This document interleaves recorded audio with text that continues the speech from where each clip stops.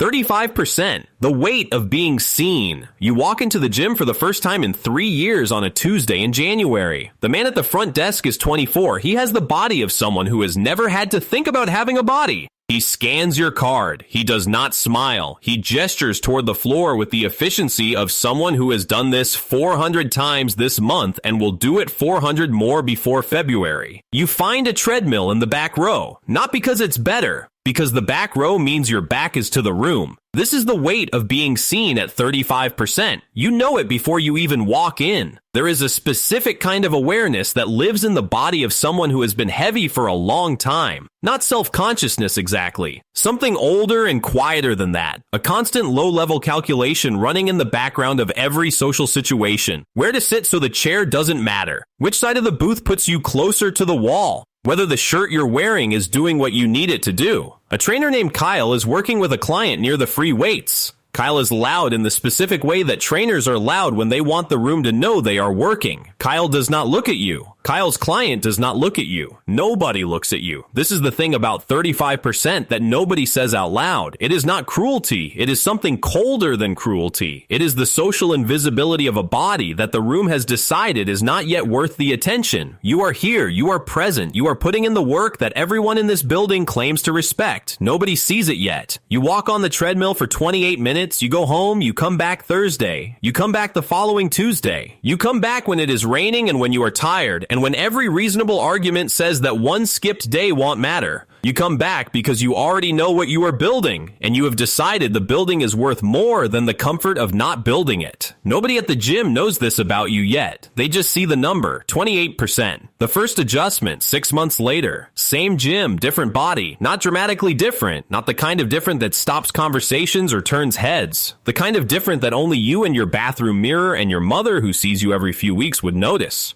But the room notices something. Not the transformation. The commitment. There is a body language that comes with 6 months of consistent presence that is different from the body language of January resolution. You know where the equipment is. You know the rhythm of the floor. You know which treadmills have the sticky buttons and which bench is always taken at 6 p.m. on Wednesdays. Kyle the trainer makes eye contact for the first time. Not sustained eye contact. A nod. The specific nod of a professional acknowledging that you have crossed some invisible threshold from visitor to regular. A man named Derek starts using the cable machine next to you on Tuesdays. Derek is 41. Derek has been training for 20 years and carries it the way people carry things that have become part of their identity. Derek does not introduce himself, but Derek starts timing his sets around yours in the unconscious way people do when they have decided someone is operating at a compatible frequency. 3 weeks in, Derek says. You've been coming here long. You say 6 months. Derek nods. Derek says, it shows. 2 words, unsolicited, from a man who has never spoken to you before. You drive home and those 2 words are still in the car with you. That night you eat the meal you planned and go to bed at the time you decided and set the alarm for the morning you already committed to. Not because of the 2 words, but the 2 words reminded you that the room is paying more attention than it appears. That the work is registering even when nobody says so. That showing up consistently in silence is its own kind of statement, and eventually the room reads it. You do not know it yet, but this is the first time the room has spoken back. And once the room starts speaking back, it becomes a different kind of motivation than the one that got you through the door in January. 22%. The middle. This is the level nobody warns you about. You are smaller than you were. Measurably, visibly, undeniably smaller. The clothes fit differently. The mirror is no longer something you negotiate with. You have lost enough that people who haven't seen you in a while do a thing with their face when they see you. A recalibration, a quick reset of the image they had stored. But you are not there yet, wherever there is. And the middle is the place where the gap between where you started and where you are going is at its most disorienting because you no longer belong to either shore. Your old friends from before the gym don't fully know how to talk about it. Some of them say you look great with an enthusiasm that contains something else underneath it. Something that sounds like great, but means different. And different is not always comfortable for the people who knew you before. You have changed the reference point without asking permission. And changing the reference point is a social act with consequences nobody budgets for. The gym has its own politics at 22%. You are no longer invisible. You are also not yet legible. You exist in a middle tier that the serious people haven't fully accepted and the beginners no longer relate to. A woman named Priya joins the gym and ends up on the treadmill next to yours 3 times a week for a month before she says anything. When she does, she asks how long you've been training. You tell her. She says she's just starting. She says it's intimidating. Her eyes move across the floor the way yours did in January, looking for the back row. You think about January. You think about the back row. You think about 28 minutes with your back to the room.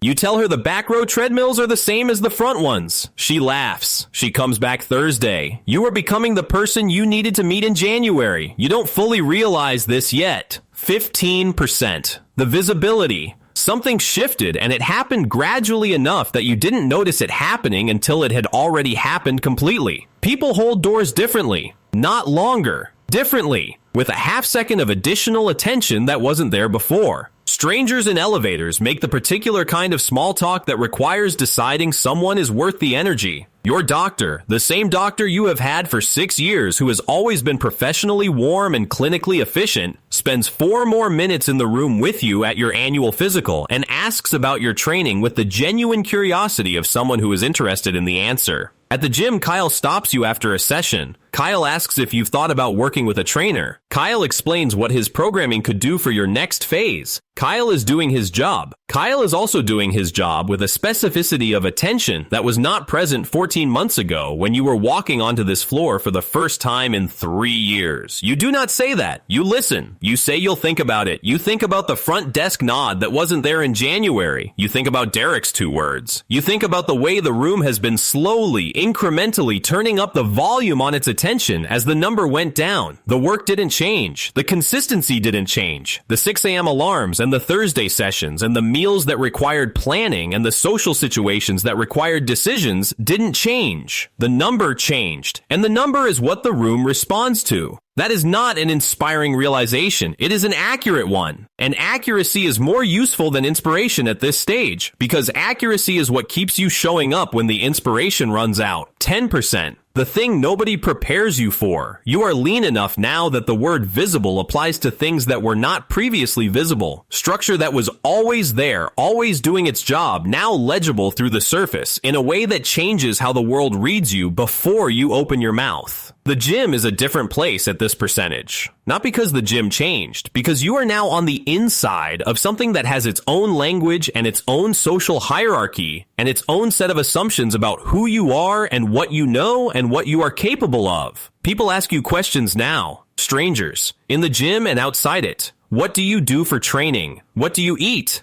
How long did it take? The questions carry a particular weight because underneath all of them is the same question. How do I get from where I am to where you are? And they have decided by looking at you that you have an answer worth having. You have an answer. The answer is unglamorous. The answer is January and the back row treadmill and 28 minutes with your back to the room and Derek's 2 words and Priya asking about the intimidation and 6 months of nobody seeing it and 14 months of the room slowly deciding you existed. The answer is time and consistency applied to a direction and the willingness to be invisible for long enough that visibility becomes inevitable. Nobody wants that answer. They want a protocol, a number of sets, a specific food eliminated, a supplement that changes the math. You give them the honest version and watch their face do the thing faces do when the answer is correct and insufficient at the same time. You have become the person with the answer everyone wants and the patience to watch them not take it. 8%.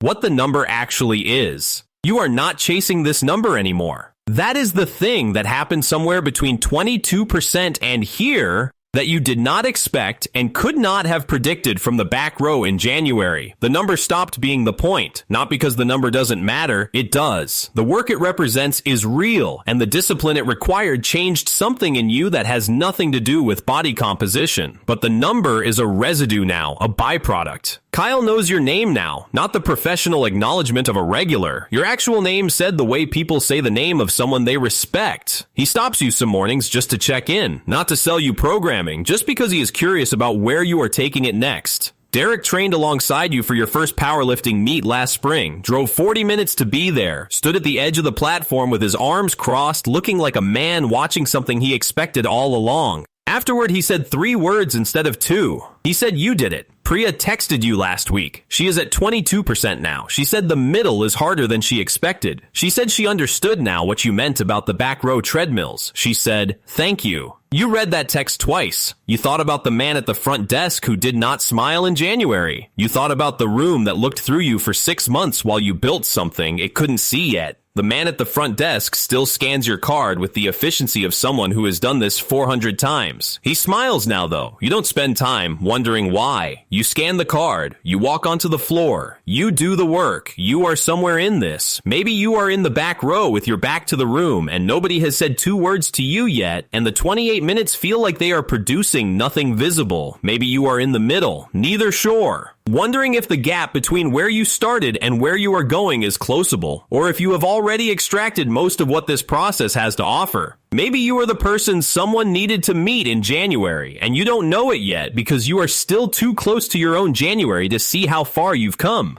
Maybe you haven't walked through the door yet. Maybe the calculation is still running in the background. Which side of the booth? Whether the shirt is doing what you need it to do, the room will adjust as the number adjusts. That part is true and worth knowing, but the room's adjustment was never the point. The point is who you become in the gap between invisible and seen. That person exists at every percentage. The room just can't see them yet.